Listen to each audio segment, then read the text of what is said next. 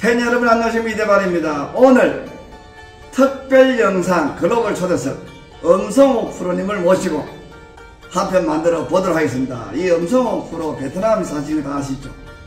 이 베트남에서 영양가 있는 난초, 선지적인 견해를 가지고 어떤 종의 장르와 이런 걸 개발하고 있는 살아있는 전설입니다.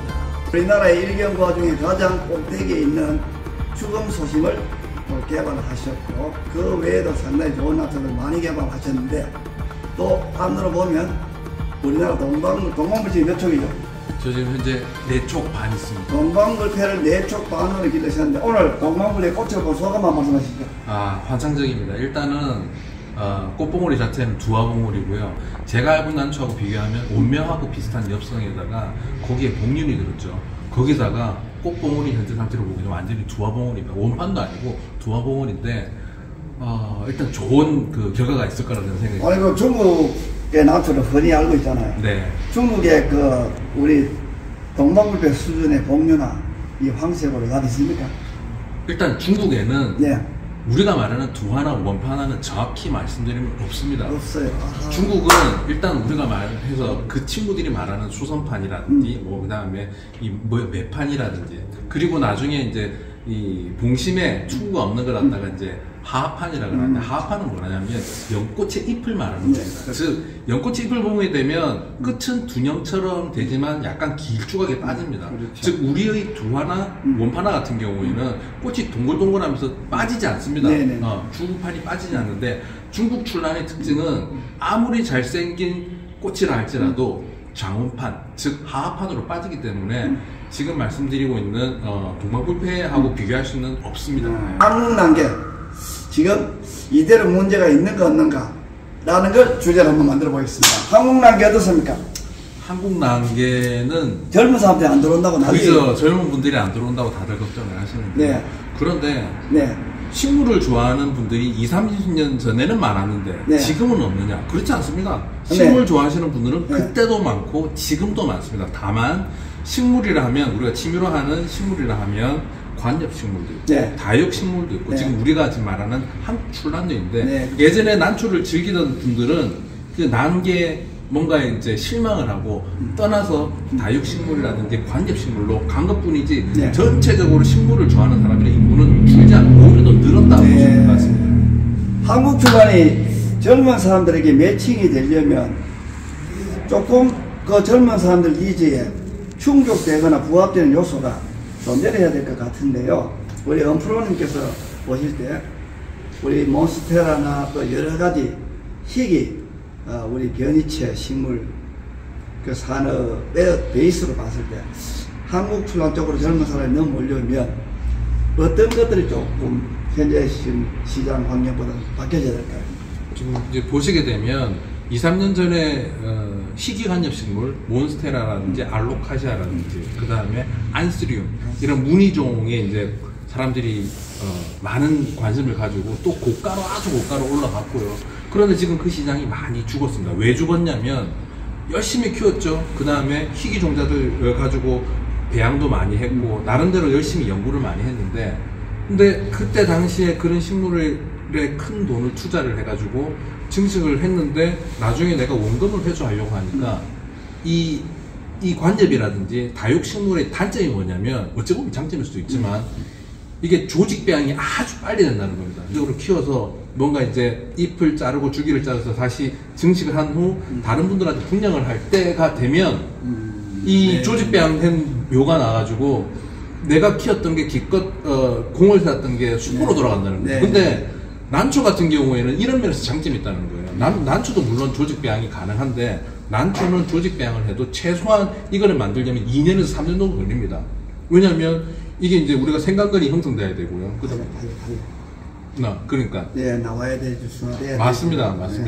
그래서 그런데 이제 관엽식물 같은 경우에 빨리 이게 나오다 보니까 시장성이 떨어지는 겁니다. 그래서 이제 내가 식물을 좋아하고 즐기는 것까지는 좋았는데 원금을 회수하고 또 다른 작품으로 넘어가야 되는 그 문제가 생겼다는 거죠. 근데 난초 같은 경우는, 한국 출란 같은 경우에는 그런 면에서는 아주 안정적이다. 라고 보시면 되는데, 다시 제가 말씀을 갖다 바꿔서 드리면, 그러면 기존의 젊은 세대들이 왜 여기 못 들어왔느냐? 물론 들어왔죠. 들어왔는데 기존 시장에 실망을 하거나 매력을 잃었다는 겁니다. 그 실망을 하거나 매력을 잃었다는 건 뭐냐면, 명장님께서 항상 강조하는 거, 깨끗한 흰 뿌리가 된 걸 갖다가 시장에 판매하느냐. 맨날 판매하는 거 보면은 뿌리가 누르퉁퉁하거나 시커먼 거. 그런데 이 식민이들, 식물을 잘 모르는 식물 어린이들이 오시면 싸니까 산단 말이에요. 그런데 내가 한 2달 키우다가 죽어버리면 그 돈을 어떻게 하냐 말이죠. 예. 거기다가 또 요런 게 이제 작품을 만들거나 아니면 이걸 갖다가 내가 또 농사를 짓는거나 이런 기준을 갖다가 명확하게 누군가 세워줘야 되는데, 선배로서 멘토하고 멘티가 제대로 안 됐다는 거. 그래서 이제 명장님께서 항상 강조하다시피 누군가 제대로 된 코칭이라든지 교육을 해줘야 되고, 이 교육을 받고 난 다음에 이 난초를 키워서 내가 농사를 짓고 한편으로 작품을 만든다든지 이렇게 해줘야 되는데, 그런 부분이 부족했다. 그래서 앞으로 이런 부분만 우리가 좀 더 케어해 준다면 지금 다른 쪽에 있는 관엽이라든지 다육이라든지 다른 식물군에 나와 있는 식물 애호가들을 난초계로 충분히 우리가 흡수하고 다시 발전시킬 수 있다, 저는 생각하고 있습니다. 흰 뿌리가 아닌 건 물고기로 치면 비실비실한 고기이거나 비늘이 다 빠진 고기이거나 자불고 있는 병아리라고 봐야 됩니다. 그렇죠? 맞습니다. 그게 산다라는 거는 기적에 가까운 거죠. 그걸 살릴 수 있는 사람이면 어떻게 초보자게 됩니까? 대한민국 명장보다 위에 있는 것이죠. 자, 우리는 우리 스스로가 몇 가지 방침과 제도 시스템을 되돌아본다면 얼마든지 젊은 사람, 합리적인 사람, 그리고 인터넷 문화와 핸드폰 문화에 너무 젖어서 녹색을 갈망하고 있는 이 집단의 하나의 큰 축복으로 다가가서 많은 자본가 사람들이 참여할 수도 있다라는 말씀을 하고 있습니다. 맞습니까? 맞습니다. 고민이 많을 때 인간이 가장 갈구하는 건 뭐냐면 초록이거든요. 그렇죠. 휴식. 나무와 나무 사이, 즉 인간 사이에 들어가서 휴식을 하고 싶고 몸을 숨기고 싶은 게 사람의 본능인데, 젊은 사람들 똑같습니다. 그 친구들 당연히 식물을 갖다 갈구하고 식물을 즐기기를 원하는데, 지금 이런 걸 갖다가 식품 활용해서 지금 정확하게 표준 만들어 있고요. 아까 말씀드렸다시피 관엽이라든지 다육 같은 경우에는 좋아하죠. 물론 드무니까 처음에는 이제 돈이 되고 그래서 많이 들어왔지만, 거기에 대한 판정이라든지 아니면 콘테스트라든지 이게 정확하게 기틀이 자리 잡고 있지 않는데, 만개는 이미 명장님께서 만들어 놨잖아요. 그걸 갖다가 지금 세팅을 해 놨는데, 이런 사람들을 다시 우리 난개로 흡수를 해서 체계적인 교육을 시키고 멘토가 멘티한테 뭔가 경험을 갖다 공유하고 이끌어 주듯이 이렇게 하면 되지 않겠나 싶고요. 그 다음에 더더군다나 하늘 말씀하신 것처럼 물론 이 취미생활을 하다 보면 비용이 들어가죠. 그러면 내가 농사를 짓다 보면 난초도 총이 늘어나요. 그러면 누구한테 줄 수도 있고 판매도 할 수 있는데, 그럴 때는 정도에 맞게 깨끗한 뿌리, 병들지 않은 난초를 갖다가 지금 이제 시작하는 분들한테 이 권하고 판매를 했을 때 우리 난개가 계속 유지되고 새로운 인구가 유입되지 않겠나 그렇게 생각합니다. 이런 종류 중에 공신이 붙어야 되고 화건이 없어야 되고 하는 우리 한국에서 제가 이렇게 개발한 필수사가지, 그게 베트남에도 적용이 됩니까? 어떻습니까? 베트남 사람들은 아직까지 이 꽃의 균형 이런 거 잘 모릅니다. 그냥 꽃이 화려하고 그 다음에 잎에 무늬가 있고 요 정도인데, 이제 서서히 이 친구들도 눈을 뜨고 있고요. 지금 이 친구들이 관심을 가지고 있는 건 이 보세란, 그러니까 베트남도 지금 북부지방에서는 보세란이 납니다. 그래서 보세란이 나는 게가 어디가 이제 주 원산지냐면 타이완하고 그 다음에 중국의 광동성, 복건성인데, 거기에 있는 표준을 갖다가 이제 받아들이기 시작했죠. 그래요? 즉 이 사람들은 아직까지 아시다시피, 그러니까 보세란은 꽃을 즐기기보다는 잎을 즐기는 여백품 위주인데, 그래서 잎의 무늬를 즐기고 있는데, 서서히 보세란에서 다시 중국 출란, 그다음에 한국 출란, 그다음에 일본 출란, 뭐 우리가 같은 거니까 보면서 꽃이 이런 거구나라고 이제 깨닫고 있죠. 자, 그러면 우리 베트남의 한국 출란이 향후 100년 안에 상용할 수 있을 것 같아요. 100년까지 뭐 볼 필요 있겠습니까? 제가 봤을 때는 한 5년에서 10년 안이면 5년 안에 충분히 되지 않겠나 생각이 듭니다. 왜 물어보냐면요. 네. 저 페이스북에 친구분들 중에 베트남 분들이 그리스를 놓쳐서 많이 들어와요. 그게 왜 그러냐면, 나는 이해를 못하겠어요. 그 명장님, 유튜브를 보면서 명장님 왜 그러냐면, 명장님 유튜브 본 것도 있고요. 네. 제가 사실은 거기서 제가 그 심판을 하고 있습니다. 오키드. 예. 오. 베트남에서 이제 네. 심사위원도 하고 있는데, 예.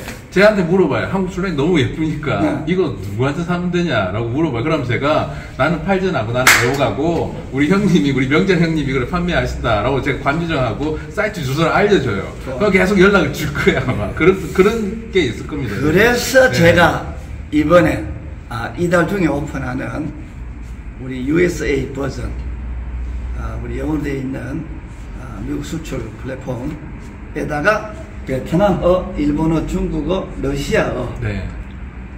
그다음 뭐 영어는 기본이니까 네. 5개국을 탑재했습니다. 러시아에 저 동양남 붐 일어나는 거 소문 들으셨어요? 형님 그거요. 네.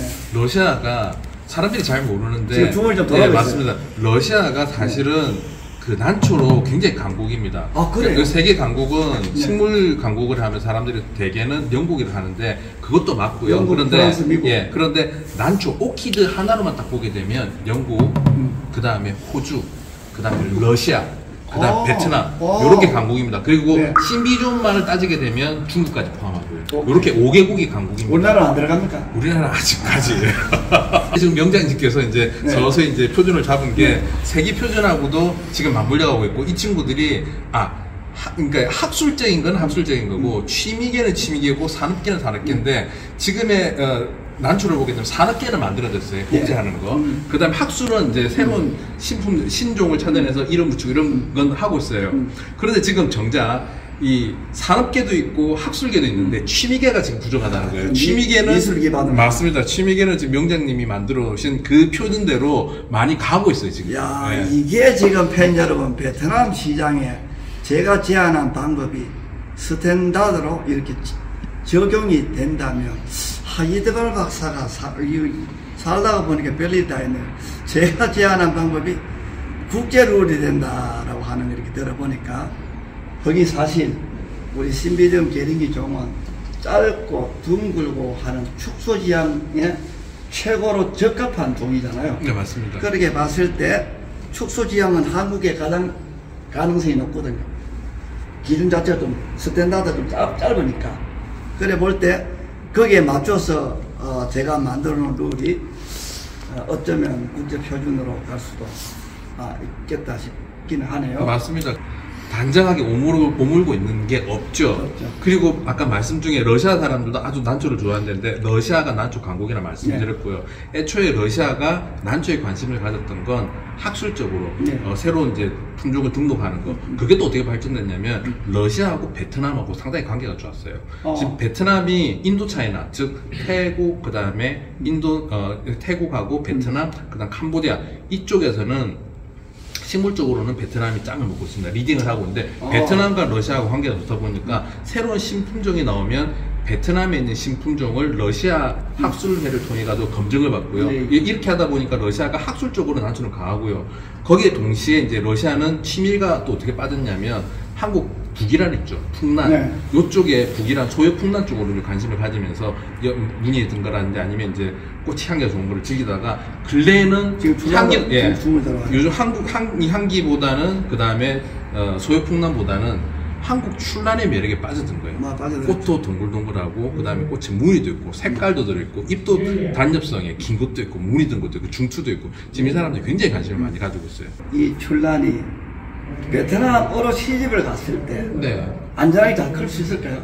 거기에 대해서 예를 들어서 맞습니다. 전동이나 뭐 동업을 그래서 거기에 대해서 이제 많은 분들이 또 지인들이 물어봐요. 예, 예. 근데 베트남이 아까 말씀드렸듯이 나라가 긴 나라입니다. 그렇죠. 예, 북쪽에 하노이부터 시작해가지고 남쪽에 있는 호치민까지 나라가 아주 긴데 그 지형이 하나만 있는 지형이 아니고요. 고산 지역도 있습니다. 오케이, 예. 오케이. 제가 말씀드리는 달락 같은 경우에는 비록 남쪽 호치민하고 아주 가까운 거의 뭐 위도가 이제 0도에 가까운 적도에 가까운 지역이지만 거기는 해발 고도가 1500에서 1800이 나옵니다. 네네. 거기는 지금 우리가 알고 있는 이 일반 고산 지역에서 자라는 식물부터 시작해서 딸기 농사도 되고 배추 농사도 됩니다. 배추 농사가 되는 곳은 출란 농사도 아주 잘 됩니다. 왜 고랭지 조건이기 때문에 맞습니다. 그런 조건이 다 되기 때문에 뭐 그렇게 이제 뭐 농사짓는데 힘들지 않다. 그다음에 하노이 같은 경우에는 거기도 열대지방 아니야 하지만 거기는 아열대지방이고 사계절이 다 있습니다. 출란도 더울 때는 여름에 30도 넘어갈 때도 있고요. 겨울에는 하노이 같은 경우에는 10도 아래로 떨어집니다. 그래서 난초 농사는 문제가 없다. 그리고 작품 만드는 데는 문제가 없고, 물론 또 한국 같은 경우도 요즘은 색화 같은 경우에는 온난화 때문에 그냥 하는 것보다 뭐 냉장고 시설이라든지 좋은 시설을 갖춘 데다가 컨테이너 넣고 또 키우기도 하는데, 난초를 좋아하고 식물을 좋아하고 내가 이 꽃에 반했다면 그 정도 투자는 충분히 문제가 없다고 봅니다.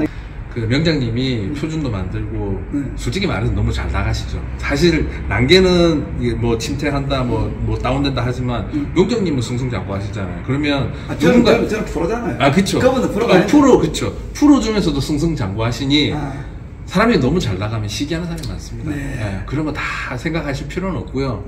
나와 내 가족과 내 지인들과 그 다음 난개만 걱정하신다 라는 현재 명장님 하시는 그대로 나가시면 앞으로 한국 난개도 문제가 없을 거고, 나아가 베트남, 그 다음 중국 우리가 잡아먹어야 되겠죠, 난개를요. 그 다음 일본하고 타이완, 그 다음에 더 나아가 러시아까지 같이 우리 출란 괴링리를 갖다 즐기는 난초 인구가 더 늘어나고요. 표준은 명장님께서 정한 표준대로 콘텐츠 진행하고 발전할 거라고 생각합니다.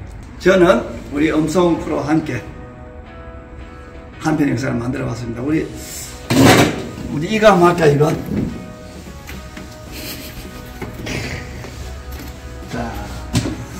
자, 이렇게 해서 저희들은 다음 편에 돌아오겠습니다.